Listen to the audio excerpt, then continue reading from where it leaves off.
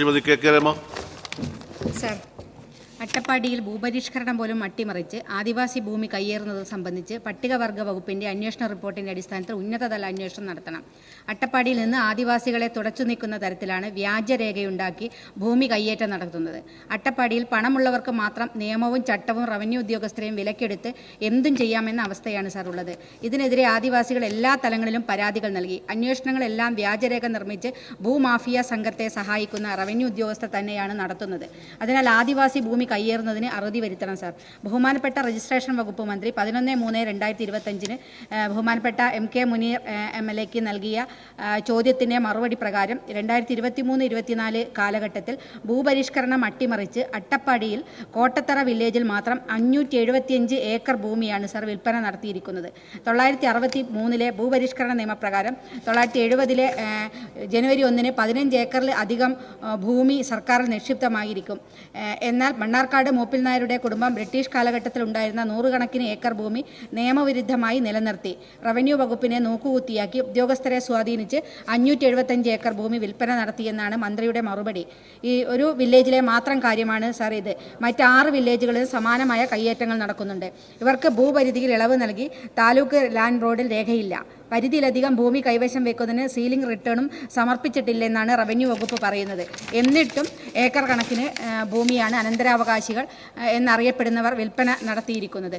ഒരേ ദിവസം 15 ഏക്കറിൽ കൂടുതൽ ഭൂമി രജിസ്ട്രേഷൻ നടന്ന സംഭവങ്ങളും രേഖകൾ റവന്യൂ വകുപ്പിലുണ്ട്. അട്ടപ്പാടിയിലെ മൂലകകൾ, വെച്ചപ്പതി, വെള്ളക്കുളം തുടങ്ങിയ ആദിവാസി ഊരുകളിലെ ഭൂമി പോലും ആധാരം ചമച്ച് വിൽപ്പന നടത്തിയിട്ടുണ്ട്. മുഖ്യമന്ത്രിക്ക് നൽകിയ പരാതിയിൽ പട്ടികവർഗ വകുപ്പ് ഡെപ്യൂട്ടി ഡയറക്ടർ 2024 ഒക്ടോബറിൽ അട്ടപ്പാടി നേരിട്ട് സന്ദർശിച്ച് അന്വേഷണം നടത്തി സർക്കാരിന് റിപ്പോർട്ട് സമർപ്പിച്ചിരുന്നു.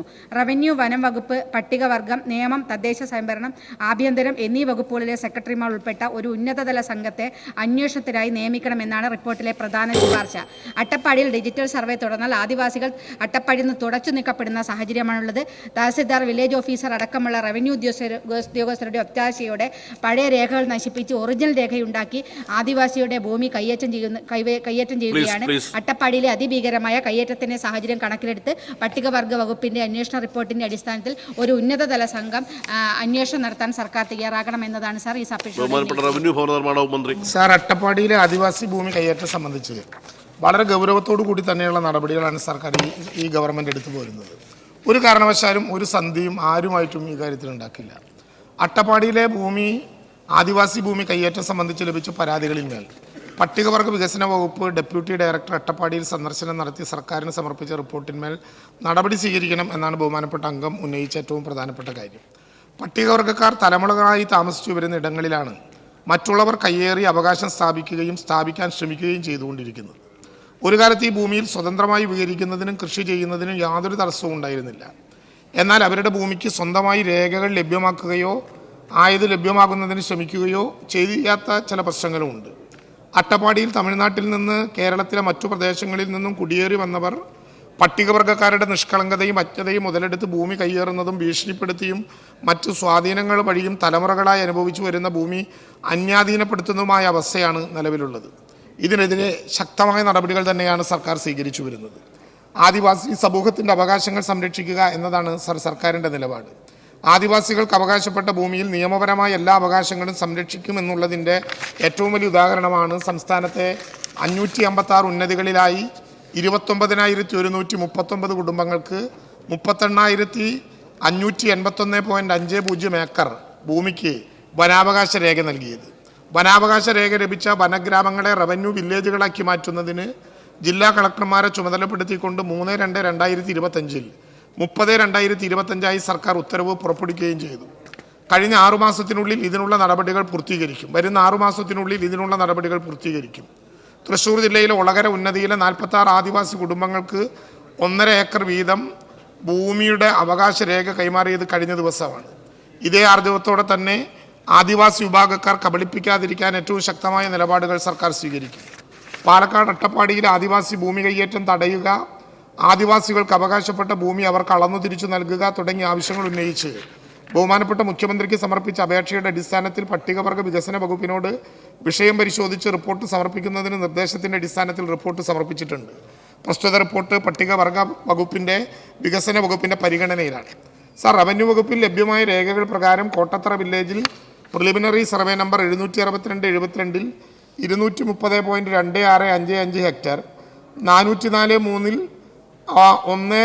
1.8500 ഹെക്ടർ, 404/8 2.1403 ഹെക്ടർ, 524/58 44.2000 ഹെക്ടർ,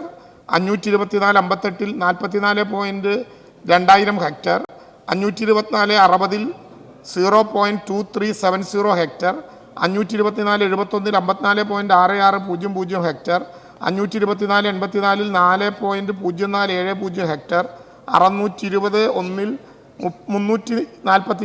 346.2015 ഹെക്ടർ വീതം മുപ്പിൽ നായർ മണ്ണാർക്കാട് പേരിലും സർവേ നമ്പർ 1819 210.3080 ഹെക്ടർ വകകൾ മണ്ണാർക്കാട് മൂപ്പിൽ നായർ കൂടാതെ മറ്റു വ്യക്തികളുടെ പേരിലും രേഖപ്പെടുത്തി കാണുന്നു. കോട്ടത്തറ വില്ലേജിൽ സർവേ നമ്പർ 762/23 89.8672 ഹെക്ടർ, 1819/23 7690 ഹെക്ടർ, 404/1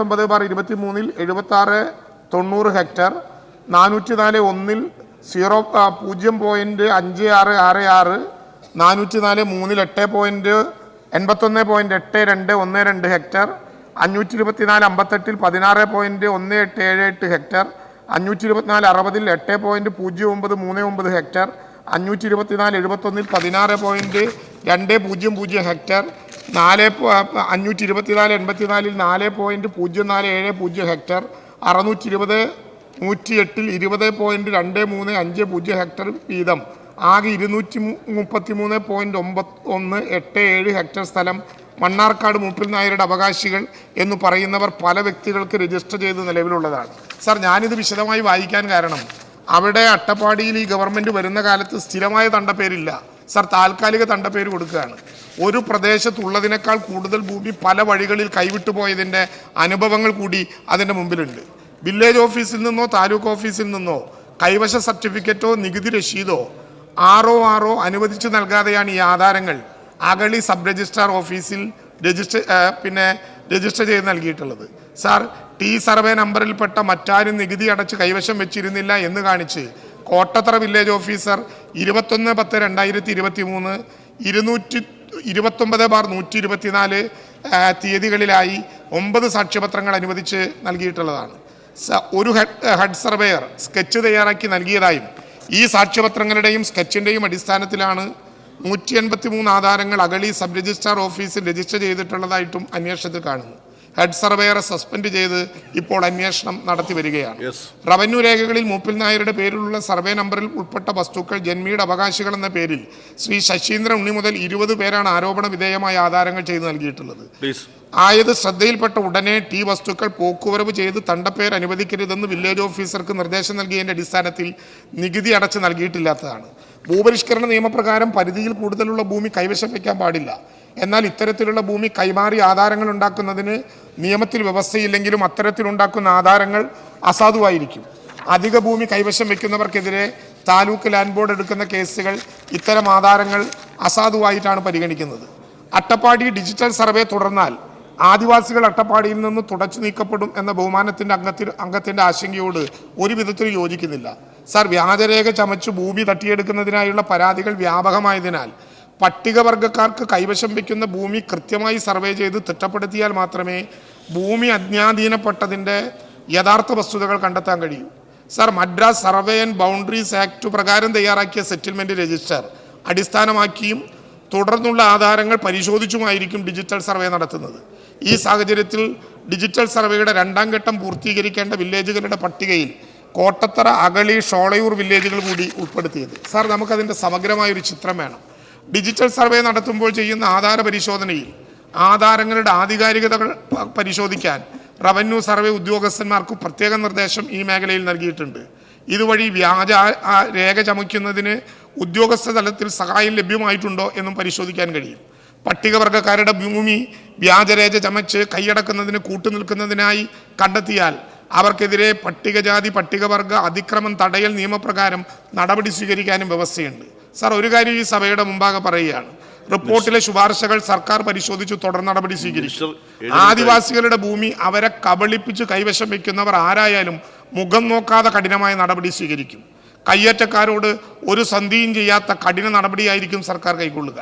നിയമവിരുദ്ധമായ നടപടിക്കു പിന്നിൽ ഏതെങ്കിലും ഉദ്യോഗസ്ഥന്മാരുടെ പങ്ക് തെളിയിക്കപ്പെട്ടാൽ നടപടികളുടെ ഗൗരവം അനുസരിച്ച് സർവീസിൽ നിന്ന് ഒഴിവാക്കുന്നത് വരെയുള്ള നടപടികൾ കൈക്കൊള്ളുന്നതാണ്. ആദിവാസി മലയോര മേഖലയിലെ അർഹരായ മുഴുവൻ പേർക്കും ഭൂമിയും രേഖയും നൽകാൻ പ്രത്യേക SOP തന്നെ സർക്കാർ നൽകിയിട്ടുണ്ട്.